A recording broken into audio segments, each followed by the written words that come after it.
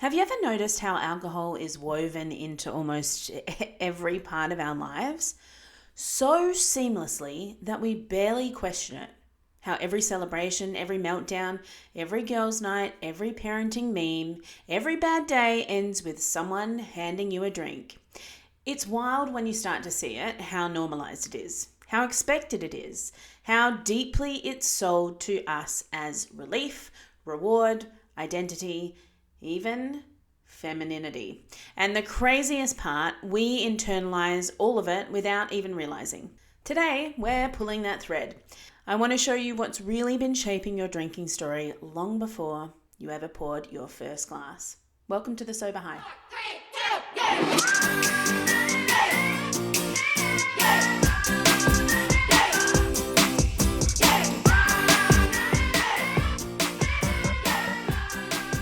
Hi, hello, welcome back to the Sober High. My name's Indy and I'm really super glad that you are here with me today because this episode is one I wish that everyone who was trying to change their relationship with alcohol could hear. Because I think a lot of the time when we're looking to cut back on our drinking or quit it altogether, we get really hard on ourselves when things don't go to plan. We think that we don't have self-control, we don't have the discipline, we're no good at being quote unquote good. And today's episode is not about the need to be stronger, it's not about self-control, it's not about discipline, it's about finally understanding the cycle. The biological cycle, the emotional cycle, the societal cycle, the conditioning cycle. Because the truth is, most of us were set up to fail long before we ever took our first drink. So take a deep breath. We're going to dive in to what I think is one of the biggest reasons why we as a society find it really hard to detach ourselves from alcohol. All right, so instead of telling yet another personal story today, because honestly it's not all about me, I want to tell you our story, the collective conditioning every single one of us has grown up inside. Because the reason alcohol feels so hard to walk away from has just as much to do with culture as it does with chemistry. Because from the moment we're young, alcohol is everywhere. We watch adults celebrate with it. We see it advertised as glamorous, fun, feminine, sophisticated. We hear jokes about wine o'clock and mummy needs a drink. And we scroll past influencers holding a rosé in every second post. I mean, you only need to walk into a card shop to find a card that is celebratory or somebody's birthday or a milestone and see that the way that we as a society have decided the icon for celebration is a bottle of champagne and 2 glasses clinking a cheers. So we really are taught quietly, consistently, and very deliberately that alcohol is harmless, it's normal, it's expected, it's a reward, it's a coping tool, it's a personality trait, it's a symbol of relaxation and freedom and adulthood.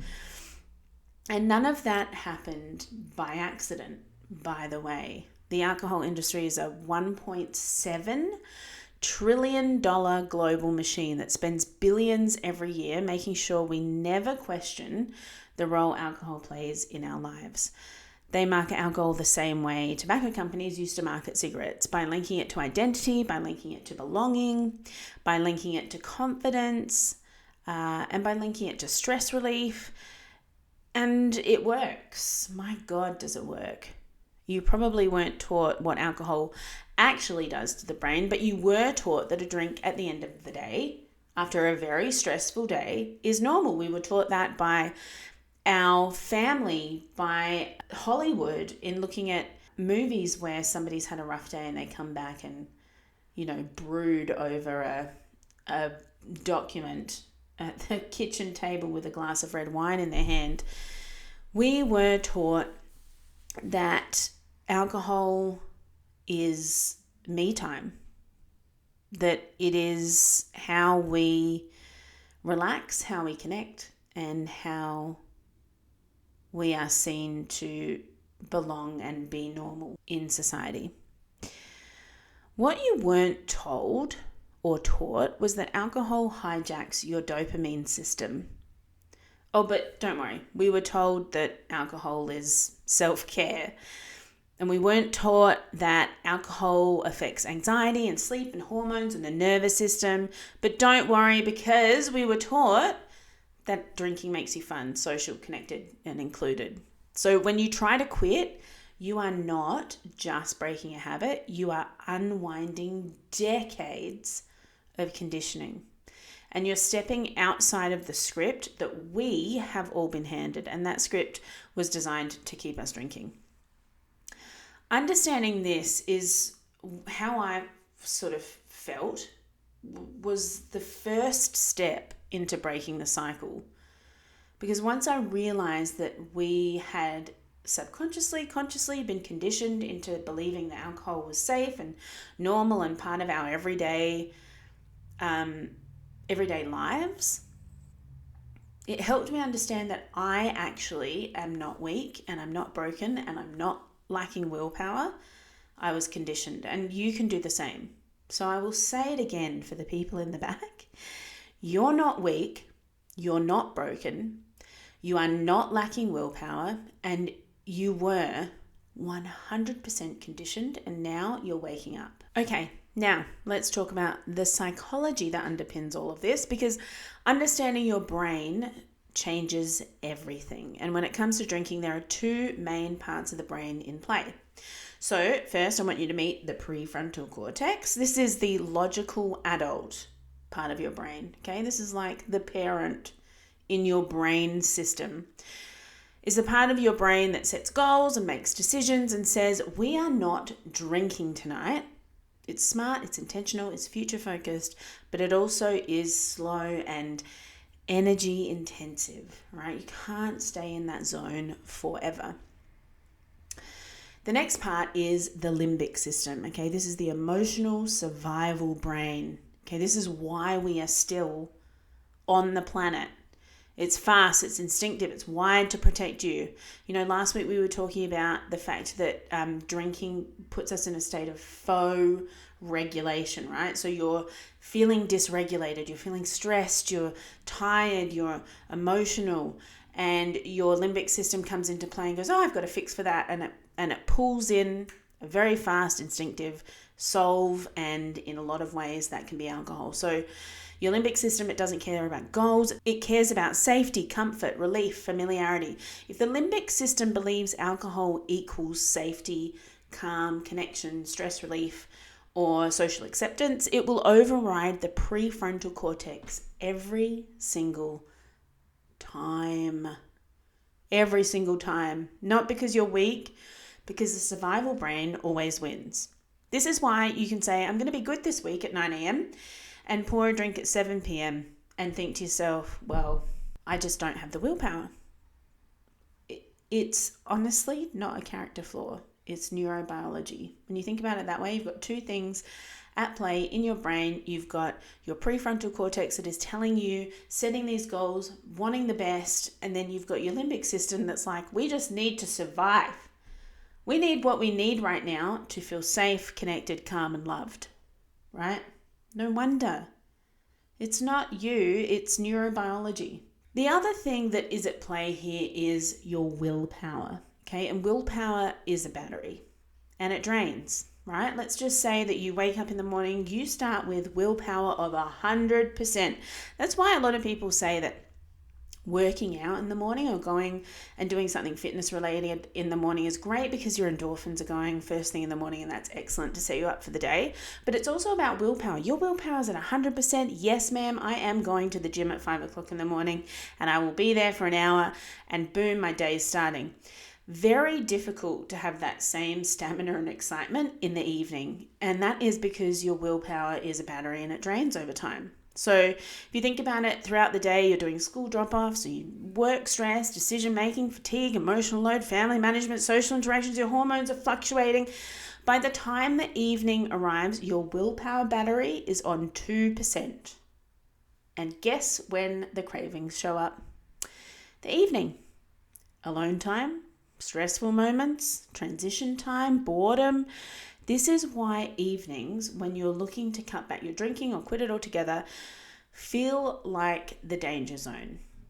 And that's not because you're weak. It's because that's when your willpower is empty and your limbic system is loud. All right, so now's the part where I'm going to talk about addiction. Okay, I know it's a word that we don't really like to look at. It's been very stigmatized in our society. But really all addiction is relief seeking. Okay? And this part to understand is really crucial because your brain isn't craving alcohol, it's craving relief. And like we spoke about last week, it's craving regulation and comfort and numbing and soothing and escape and dopamine and predictability. And alcohol is the quickest, most accessible tool it learned to relieve itself. And when you take it away without replacing it with something else, the brain panics. This is why willpower alone will never break the cycle. You don't need more discipline, you need more regulation tools. And guess what? You're about to get them. All right, here's the truth that no one tells you. You don't break a drinking pattern by being quote unquote good. You break it by interrupting the conditioning loop in real time. You see, every urge has two parts. It's got the cue, so something that triggers the brain, and the script, the automatic behavior you've been conditioned into. And when you're craving, your brain actually isn't asking for alcohol. It's firing a predicted relief response based on thousands of past repetitions. That right there is conditioning. And here's the wild part. Most cravings aren't even, quote unquote, you. They're old neurological shortcuts completely misfiring. This is why willpower is absolutely useless. You can't out-discipline a script that's running below consciousness. So the real work, the science-backed work, is this, right? We need to catch the conditioning the moment it fires. And the power here is in the micropause. When your brain says drink equals relief, your job is to interrupt the script. And you might say something like this, this is conditioning, not truth. That single moment breaks the automatic loop and activates the prefrontal cortex, the part of the brain that makes conscious decisions instead of reactive ones. Without that micropause, you are on autopilot. But with it, you have agency. So the next is to sit in the gap between the cue and the behavior. And this is the part nobody teaches. The moment between I want a drink and I'm having a drink. That's where all the rewiring happens. This is where conditioning weakens because every second you sit in the gap, the limbic system calms down and the prefrontal cortex comes back online. And it's not mindset, it's actually physiology. So instead of saying, I want a drink and reaching for the drink and now I'm having a drink, actually saying, I want a drink and then letting it simmer long enough for your prefrontal cortex, the one that actually makes the good, right decisions for you and your body and brain and mind and life, come online and steer you in another direction. Now, the next step is to give your brain a new source of relief, right? And we spoke about that last week in terms of recognizing patterns and patterns of behavior and breaking them and rewiring your neuropathways. Conditioning doesn't break by removing a behavior. It breaks when you replace it because your brain needs a new way to regulate, right? Otherwise, the old pathway stays the fastest route. This is why the tools matter, but not because they're cute coping strategies. They matter because they are conditioning disruptors. There is a word that I love most. It is the word disrupt because we are here to disrupt the conditioning that we have been born into. Right. Now I'm going to explain how we're going to do that. So there are four main pillars that I find in terms of breaking the conditioning and disrupting the autopilot that we sometimes find ourselves on. The first one is breath work, and this tends to reset the fear circuit. All you need to do for this, you can do it anywhere. You can do it at any time. If you find yourself out and about and you need to step away and do it in the bathroom, do it in the bathroom.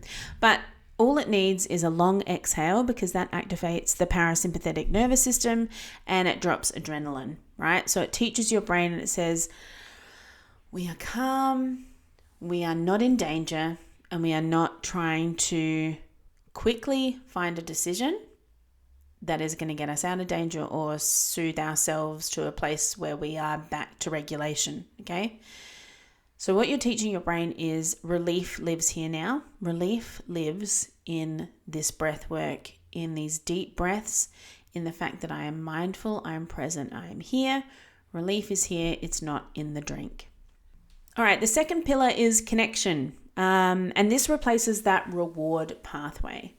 And humans tend to regulate through co-regulation. And when you reach out to somebody, your nervous system borrows from theirs. So you're teaching your brain safety comes from people and not alcohol. It is very important, I will say though, to choose somebody that embodies the energy that you are looking to absorb, which is why having a community of like-minded, sober curious, sober people around you is really important. That's one of the reasons why Alcoholics Anonymous works so well, is that there is a community aspect and a connection aspect attached to it. So I will say ensuring that you are reaching out to somebody who absolutely understands it and can be on your level is incredibly important.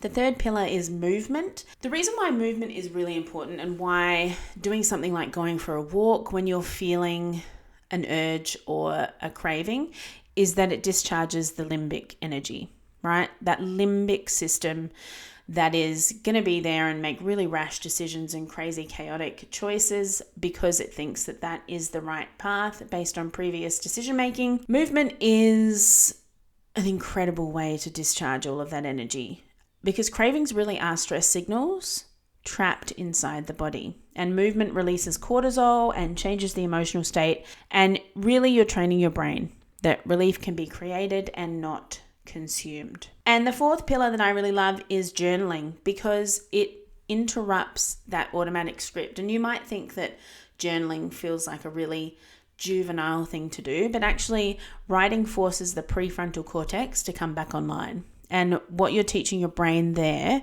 is that urges are thoughts, not commands. And this is what breaks conditioning. Not the walk, not the breathing, but the neurological interruption. We have been conditioned, and breaking conditioning requires you to interrupt that automatic script. Before we wrap up, I want to leave you with something grounded in both true care and affection and neuroscience. If you slip, okay, if you drink, if you break the pattern that you're trying to change, it's not a personal weakness. It is conditioning showing itself. And when you slip, what you're seeing is this: an old neural pathway that fired faster than a new one, a cue that your brain has rehearsed hundreds of times, a relief-seeking script that's been reinforced by society, advertising, culture, and repetition, a nervous system that went into survival mode, not failure mode. Relapse is not a moral judgment. It's a diagnostic tool. It's your brain saying, an old pattern is still strong here, okay? A trigger wasn't understood, a need wasn't met, a boundary didn't hold, a new pathway needs reinforcement. Every time you slip, you're learning something about your conditioning. A cue you didn't recognize, a story you were still believing, a part of you that needed safety, not shame, a moment where your nervous system needed support, not punishment. So I want you to hold this deep in your chest. You're not starting again. If you slip, you're not starting again. You're continuing with more data, more insight, and more self-knowledge than before. This is how conditioning breaks, right? It's not in perfection, but it's in awareness, in noticing the loop, in choosing again, in choosing differently, even once. Every time you pause, reflect, reconnect, or repair, you're strengthening the new neural pathway. You're weakening the old one, and you're literally rewiring your brain toward the life you actually want to live. And look, I'm right here with you as you do it, step by step, pattern by pattern. So thank you for being here. Thank you for choosing yourself today. Thank you for doing the brave work of seeing your conditioning early and breaking it compassionately. And before I go, if you want daily structure, accountability, rituals, and support through December, otherwise known as the hardest month for triggers, come join me in Slay the Season. It's a sober support program designed to help you stay regulated, intentional, and grounded through every holiday event, family dinner, work party, and moment that tries to pull you back into old conditioning. You can join through the link in the show notes or visit thesoberhigh.com. Make sure you're following me on TikTok, Instagram, YouTube, all of those platforms for daily tools and sober support. And if this episode helped you, please share it with someone who needs it. I cannot wait to walk into episode 4 with you. You're doing amazing and you're doing the kind of work that changes your entire life. Have a great day.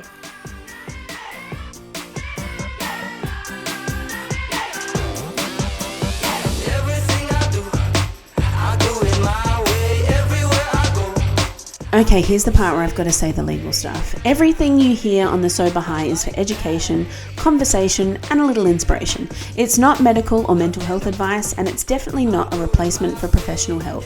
If you're struggling with alcohol or addiction, please talk to your doctor or reach out to a support service. The stories and opinions shared here are personal. Take what lands, leave what doesn't. I can't promise it's perfect or complete, and you're always responsible for your own choices. The Sober High is a production of The Sober High and Roller 3 Studios. Nice one. Good job. Thanks, Dad.